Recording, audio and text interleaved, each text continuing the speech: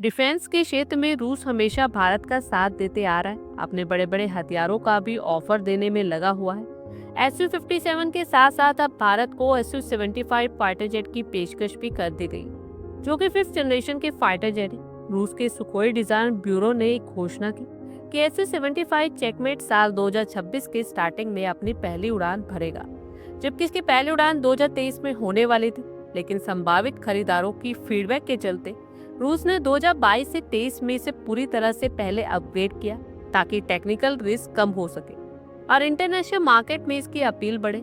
अब अगर बात करें SU-75 चेकमेट की स्पेशलिटीज के बारे में, तो इसकी स्पीड मैक 1.8 से लेकर 2 मैक तक है, यानी ये आवाज की गति से दोगुना तेज उड़ सकता है। इसकी रेंज 3000 किलोमीटर है और ये सुपर क्रूज क्षमता से लेस है, यानी बिना आफ्टर बर्नर के सुपरसोनिक उड़ान सिर्फ 5th जनरेशन के फाइटर जेट्स को मिलता है।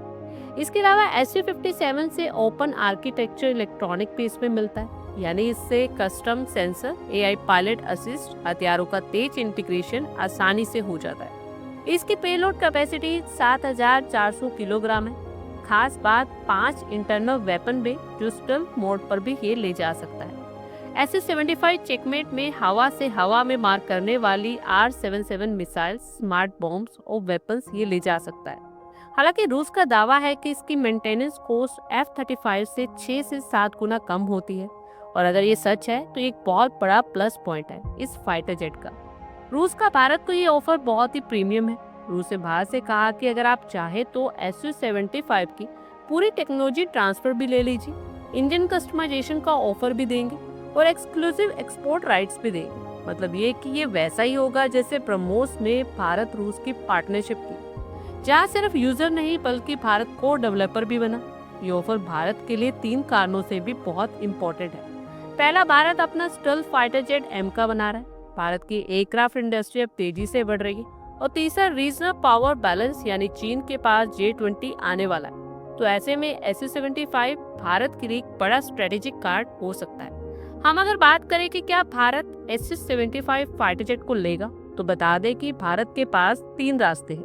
पहला, SU-75 को खरीदना। भारत की जरूरत तेज हो तो SU-75 एक अच्छा स्टेल्थ फाइटर जेट बन सकता है जब तक एमका नहीं आता। और दूसरा है SU-75 को को डेवलप करना। रूस भारत को एक्सपोर्ट राइट्स पे देने को तैयार है। अगर भारत चाहे तो मेक इन इंडिया के तहत इसे बना सकता है। तीसरा है इंतजाम करके एमका पर फोकस करना। भारत की प्रायोरिटी एमका है, इसे भारत SU-75 को सिर्फ एक बैकअप या टेक इकोसिस्टम बढ़ाने के लिए भी ले सकता है। भारत ने अभी तक तो कोई ऑफिशियली रिप्लाई नहीं दिया, लेकिन रूस का ये ऑफर बताता है कि भारत ग्लोबल एरोस्पेस इंडस्ट्री में एक टॉप टियर पार्टनर बन चुका है। रूस का SU-75 चेकमेट सिर्फ एक फाइटर जेट नहीं, बल्कि ये एक हिंट है कि भारत को अब खरीदार नहीं बल्कि डिफेंस को डेवलपर और टेक्नोलॉजी पावर माना जा रहा है। अब अगर भारत SU-75 चेकमेट को चुनता है तो इंडियन एयरफोर्स को stealth plus, super cruise, high plus और स्ट्राइक कैपेबिलिटी भी देगा। और अगर भारत एमका पर फोकस करता है तो भी SU-75 का ये ऑफर ये बताता है कि दुनिया भारत को एक बड़े स्पेस पावर के रूप में देख रही है। आप लोगों की क्या कुछ राय है कमेंट बॉक्स में शेयर करें। आई होप आपको हमारी ये वीडियो अच्छी लगी हो, और आगे भी इसी तरह के अपडेट्स के लिए हमारे चैनल को जरूर सब्सक्राइब करें। धन्यवाद।